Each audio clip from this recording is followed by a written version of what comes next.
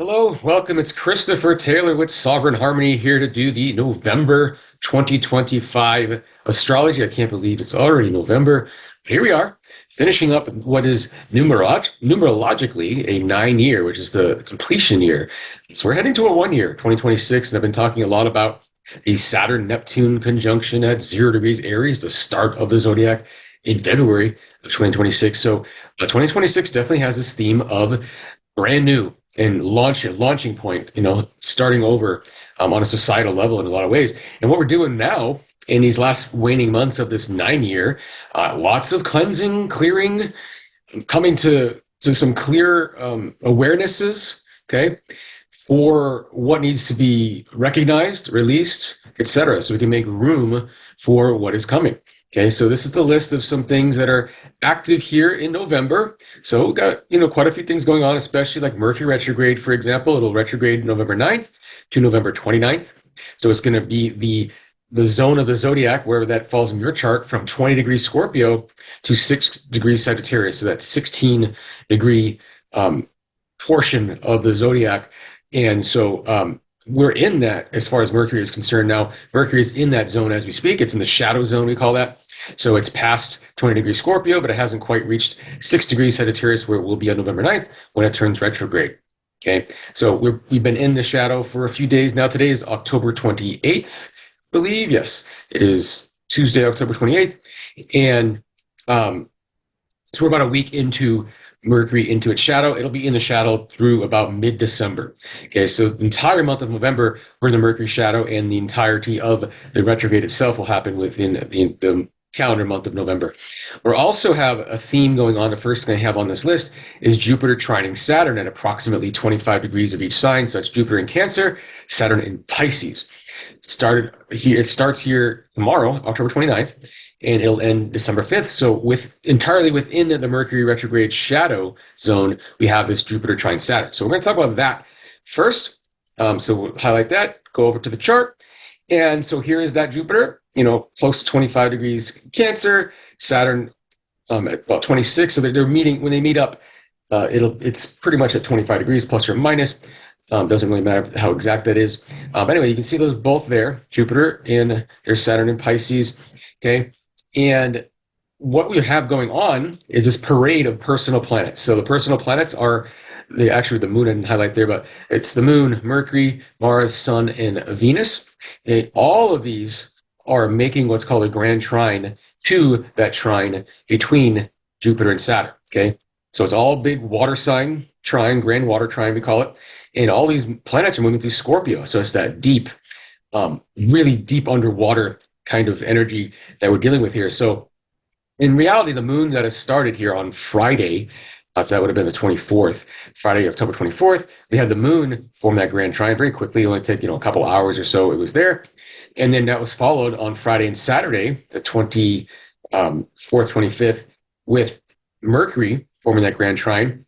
And then as we speak right now, it's on the 28th. So from about the 27th to the 29th, we have Mars there. Okay, so this is a picture from Saturday, the 25th. Okay, but just note that these are all moving in this direction. So Mars is hitting there about the 27th, the 29th of October. The sun isn't going to make it there till about November 17th or so, just before the new moon we'll talk about. That's coming up here in the month. So that'd be the next time the moon comes around. It'll be a new moon, right, making that grand trine, essentially, okay? And then the final one will be November 21st, when Venus, so it's going to enter Scorpio here in November, and it'll make its way to that grand trine as well. So this whole configuration, this 5-time stimulation of that trine between these two planets is very significant. And again, it's all water signs. So we're really think of it like a washing machine. Like it's just think of the energy flowing around that triangle like in a circular motion. So it's like getting churned through the water in a way. And that can be uncomfortable as it's happening, but at the end of the process, we're cleansed, we're clean, we're fresh. Okay, so there's a sense of a freshening of the energy. We're getting fresh for this new year, this 1 year that's coming up, and with this whole societal reorientation with Saturn-Neptune conjunction at 0 degrees Aries. So it's important that we go through this process of cleansing and clearing, and that's really what the major theme of this is. Okay. And then note at the very end of all this in early to mid-December, Mercury, because it's going to turn retrograde at 6 degrees Sag, go back to 20 degrees Scorpio. And then it's going to be back into that grand trine at the end of its run here in early to mid-December. So Mercury's kind of going to open it up here on October 25th or so, and it's going to end it here in early to mid-December with all the other personal planets roaming through there, including a new moon that'll highlight that as well. So a very cleansing and clearing kind of energy. And the purpose of it is so that we can deal with releasing the past. That's Saturn. It's making its final run in Pisces here. It's been in Pisces for a few years. It's making its final little run there. And even Neptune's with it there in Pisces, so very much about endings. That sign itself is very much about endings, right? The final degrees of the sign, that's endings upon endings, okay? And so we're dealing with what we really need to release from the past, and we're trying to grow emotionally, which involves, again, diving into the past, okay? So we're really getting honest with ourselves about, what has dragged us down, what needs to go, so that we can expand into new emotional territory. That's really what Jupiter wants us to do, is just to grow, okay? Next on the list is a full moon in Taurus, okay, November 5th. That looks just like this. So here's the moon, 13 degrees Taurus, with the sun opposite at 13 degrees Scorpio. And it's really not making much in terms of aspects to other planets, okay? It is aspecting the moon's nodes pretty tightly within a couple degrees. And so that really just speaks to the sense of, to me, it's finality. It's like, we finally kind of made it in a way. Notice Uranus up here, we're going to talk about it. It's going to dip back into Taurus this month, okay? And Uranus first entered Taurus around 2018. And this whole period from 2018 until about now really has a lot to do with us seeing our self-worth in a more enlightened way. And so the word lightened is part of the word enlightened, right? And so it is about putting, more Uranian spin to our resources, our finances, our self-worth. This idea of releasing the need to control and plan. Okay, that's really what Uranus and Taurus has been about since 2018. I know for me, it's been a pretty crazy journey. So right around the time when Uranus entered Taurus in the spring of 2018, big shifts happened in terms of my stability and, or at least my perception of stability, okay? And that's really what it comes down to. And so what this full moon is saying is, hey, we're done. We've culminated. We're at the end of this. Okay, we're graduating essentially. And then with that connection to the North Node, it really is saying release into the future, let go of that past way of having the way things needed to be done in terms of resources.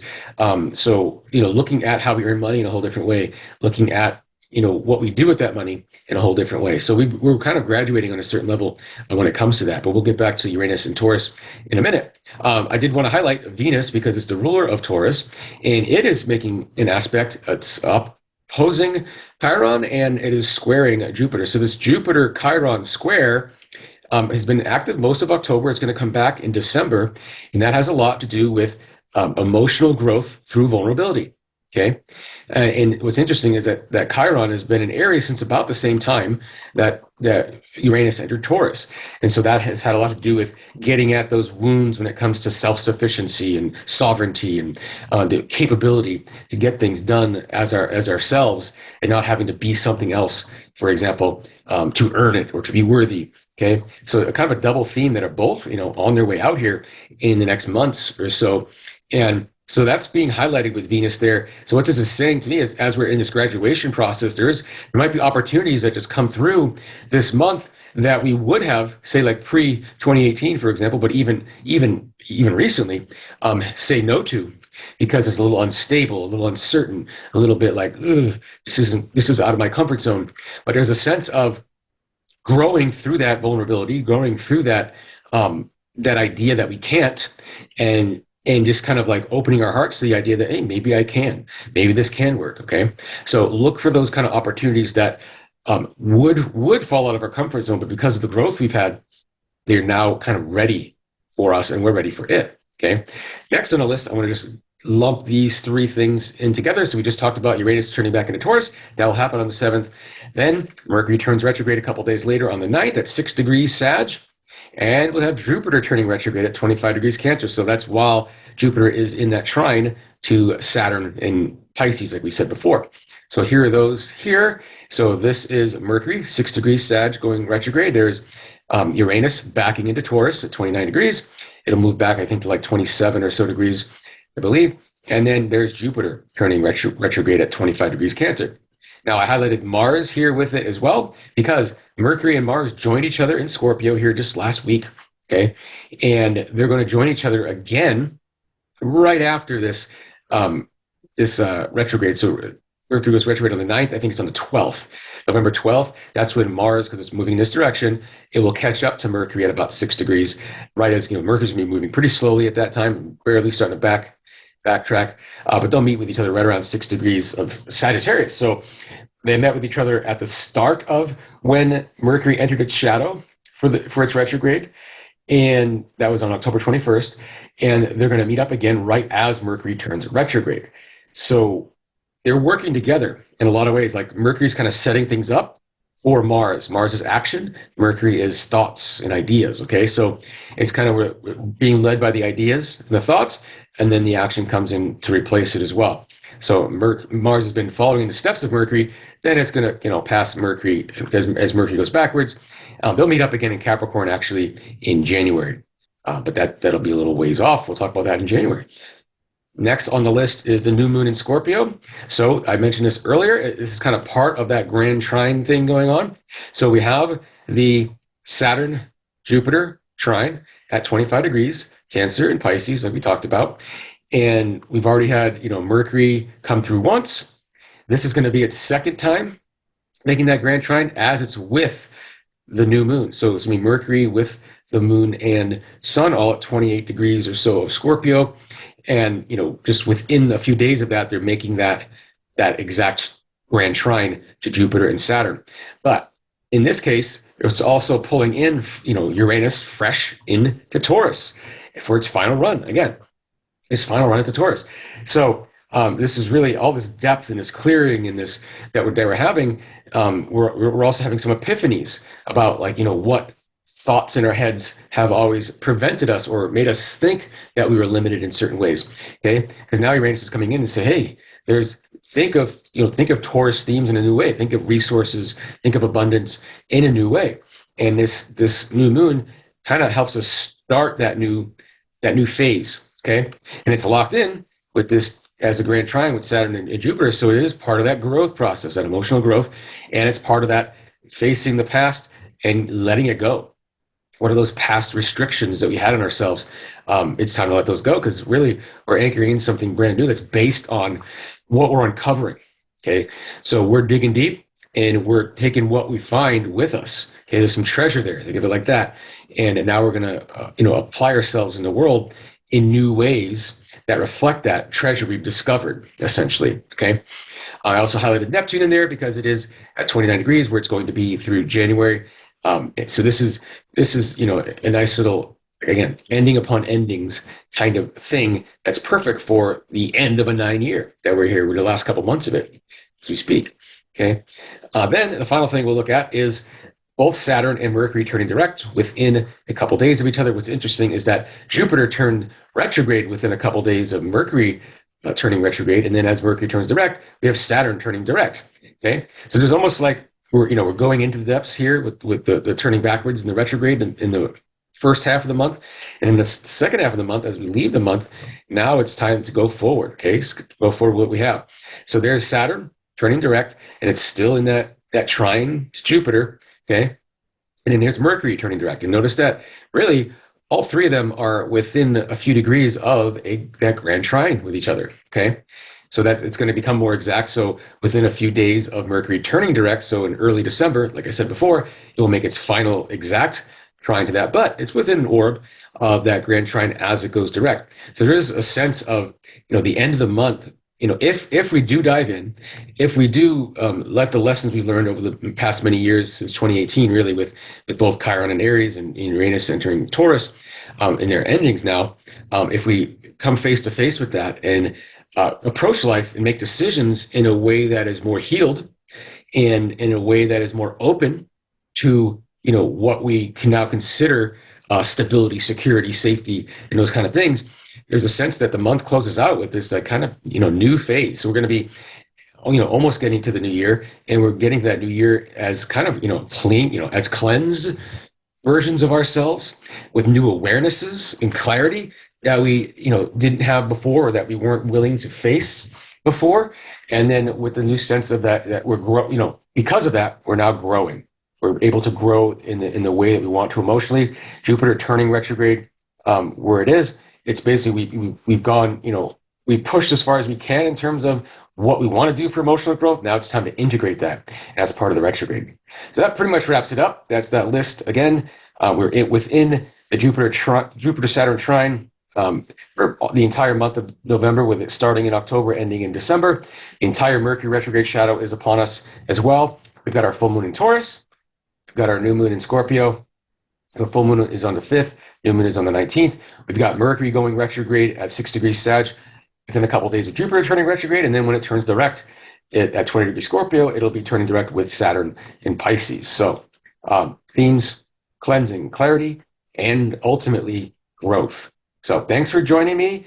Please do, if you want to get my weekly updates, please do join the YouTube channel.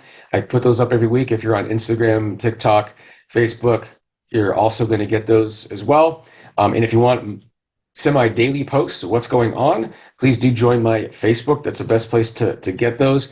That is at Sovereign Harmony Astrology on Facebook. And you'll get, usually about 2 to 3 posts a week, depending on what's going on. And there's, more of a chance to interact there. So have a great month of November, and we will see you in December. Take care.